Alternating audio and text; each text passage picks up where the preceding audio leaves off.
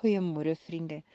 Dit is vandag 30 April 2024 en ons is besig met ons gebedskursus dag 50.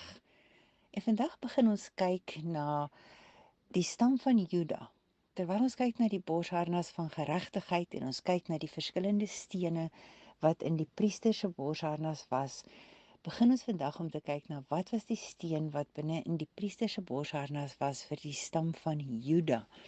En julle sal onthou dat Juda was die 4de seun van Jakob en Lea. En daar is baie dinge oor Juda geskryf en dis een van die baie belangrike stamme.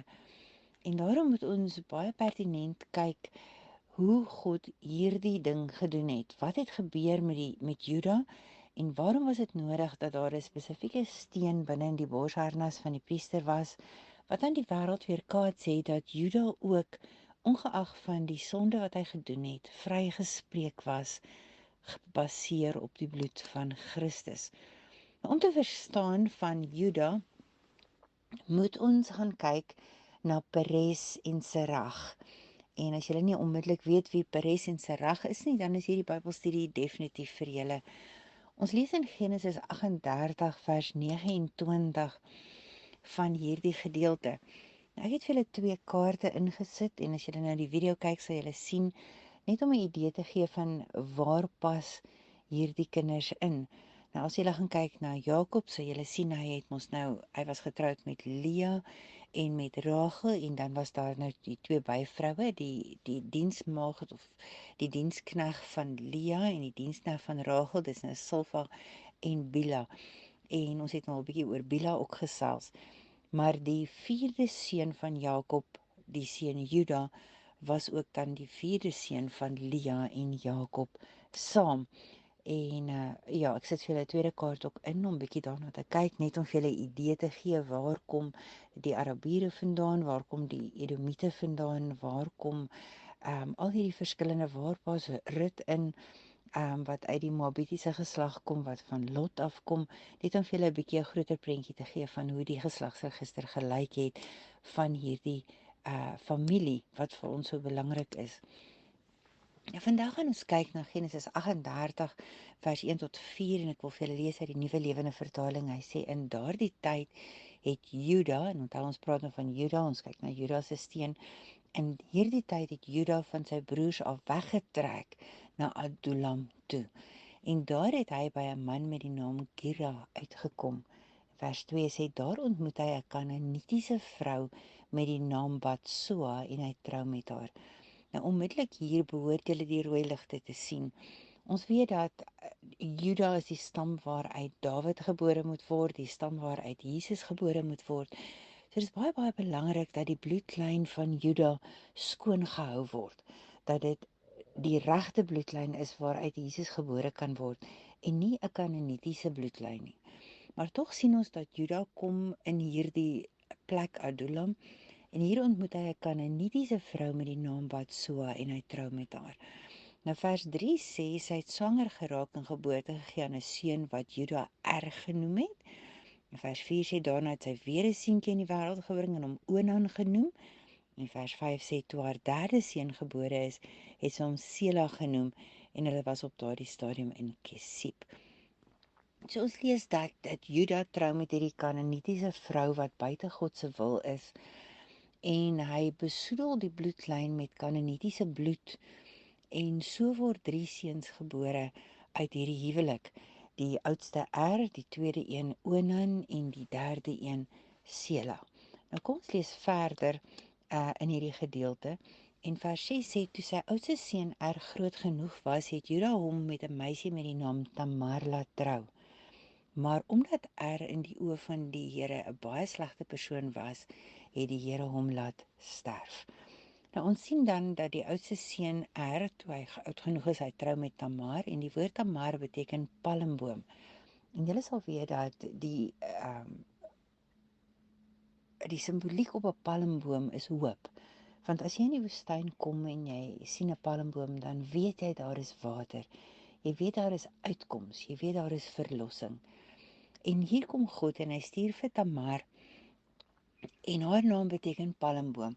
Haar naam beteken daar is hoop. So vir hierdie bloedlyn wat verkeerd is daar dus hoop.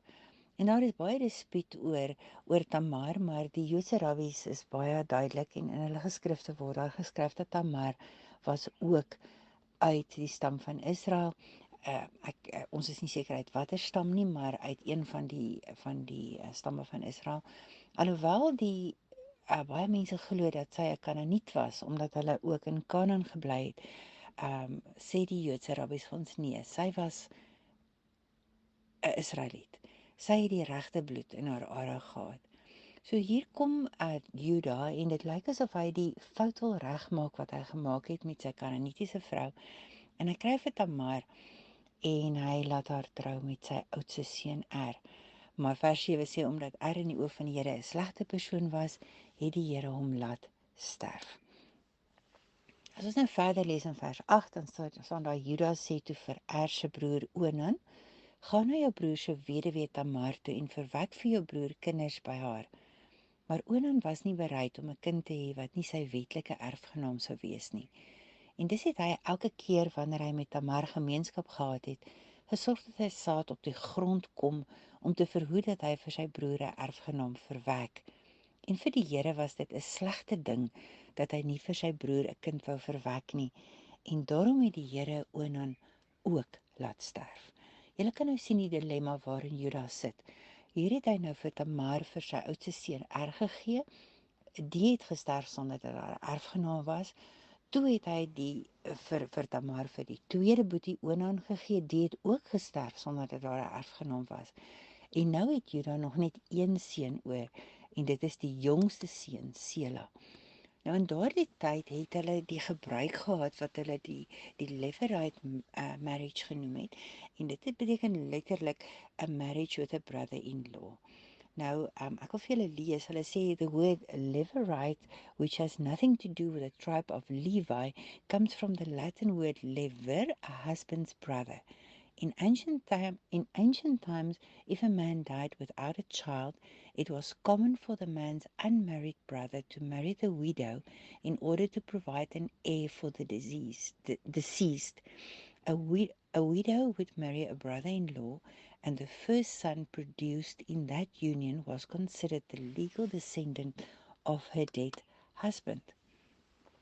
Nou, ons lees in Deuteronomium 25 vers 5 tot 6 dat daar ook 'n baie direkte opdrag van God afkom rakende hierdie situasie.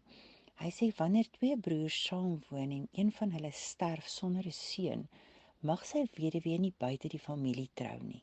Haar man se broer moet met haar trou, nie moet sien julle haar man se broer moet met haar trou, nie mag of wil of kan nie. Haar man se broer moet met haar trou en die plig van 'n swaar nakom. Die eerste seun aan wie sy dan geboorte gee, sal beskou word as die seun van die oorlede broer, sodat sy naam nie in Israel vergeet word nie. So daar was 'n direkte opdrag van God dat hierdie ding moes gebeur. So Juda het nie buite sy God se wil opgetree deur vir Tamar vir Onan te gee nie. Maar Onan was die een wat dit nie wou gedoen het nie. En dan gaan Deuteronomium 25 verder in vers 7 tot 10 en hy sê maar as die dooie man se broer weier om met die weduwee te trou, moet sy na die stadspoort toe gaan en daar vir die leiers sê: "My man se broer weier om sy broer se naam in Israel te laat voortleef. Hy weier om sy plig as swaar na te kom." En die leiers van die stad sal hom dan laat roep en met hom begin redeneer. En as hy volhou dat hy nie met haar wil trou nie, moet die weduwee in die teenwoordigheid van die leiers oorstap na hom toe, sy sandaal uittrek en in sy gesig spoeg. En dan moet sy sê, dit is wat gebeur met 'n man wat weier om 'n nageslag vir sy broer te verwek. En dan sal daarna sy familie verwys word as die familie van die man met die uitgetrekte sandaal. So ons sien hier is 'n geweldige skande of 'n vloek wat dan rus op 'n familie as hierdie tweede seun dan nou nie bereid is om met sy broer se vrou te trou en vir haar 'n seun te gee nie. En ons kan verstaan dat hierdie seun dan nou nie kans gesien het om na hierdie proses te volg en dan nou te gaan en vir die stadspoort te sê wel ek is nie bereid om dit te doen nie. So hy het toe so half skynheiliglik vir Tamar gevat en saam met haar geslaap, maar hy het seker gemaak dat sy nie kon swanger raak nie. En God het dit gesien en daarom het God hom gestraf en hom dan ook laat doodgaan. Ons lees dan 'n bietjie verder van wat nou moet gebeur is. Nou is beide die oudste en die tweede seun dood en hierdie Juda het nou nog net een seun oor en dit is dan die seun Sela. En ons lees in Genesis 38 vers 11 dat Juda sê toe vir Tamar sy skoondogter: "Gaan terug en woon liewer as 'n weduwee by jou ouers totdat my seun Sela groot genoeg is om met jou te trou." Met ander woorde, hy sê vir hom, Sela is nog te klein, hy kan nog nie met jou trou nie, maar gaan woon nou by jou ouers tot tyd en wyl hy dan groot genoeg is. Dan kan ek hom vir jou gee. Want onthou nou, hulle probeer alles in hulle vermoë om hierdie skande weg te vat dat Tamar nou nog nie 'n seun het nie. En as ons verder lees, dan staan daar maar eintlik was Juda glad nie van plan om dit te doen nie, want hy was bang dat Sela met dieselfde lot as sy broers getref sou word. En Tamar het toe na haar ouerhuis toe teruggegaan. Met ander woorde, Juda was ook agterbaks, Juda was ook skelm. Hy wou nie sy derde seun, wat 'n mens seker kan verstaan as mens nou van buite af binne toe kyk.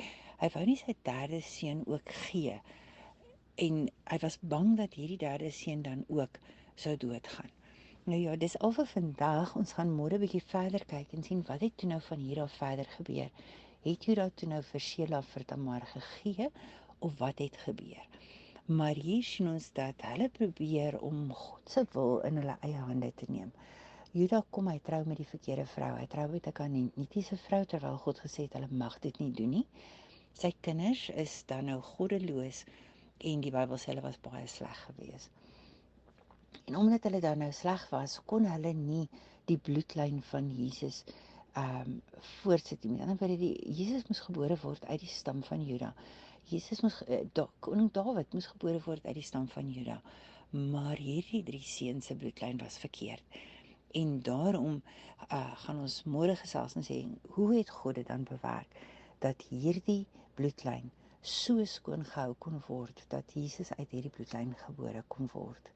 En hier sien ons dan die voorsienigheid van God en hoe hy dan vergifnis bewerk in hierdie stam van Juda. Ek hoop julle raak ook so opgewonde oor hierdie goed as ons dit lees en ons verstaan die geskiedenis beter, want dan verstaan ons waarom daar 'n spesifieke steen vir 'n spesifieke 'n groep, 'n spesifieke tribe, 'n spesifieke stam dan binne in hierdie borsharnas van die hoëpriester was.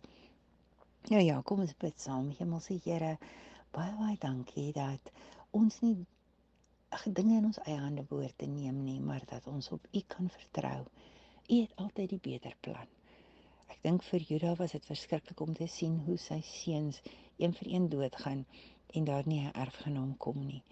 Maar hy het nie geweet dat U 'n plan het nie, want hy het nie op U vertrou nie, hy het op sy eie insigte vertrou. Daarom bid ek, Here, dat ons vandag op ons dat ons nie op ons eie insigte sal vertrou nie, maar dat ons sal toelaat dat U plan in ons lewens tot volmaaktheid kom. Here, dat ons nie dinge wil doen soos ons dit wil doen nie, maar dat ons dit sal doen soos wat U wil hê dit moet gedoen word. Laat U wil dis in ons lewens geskied, Here. Ons bid dit in die naam van Jesus en ons loof U daarvoor. Amen.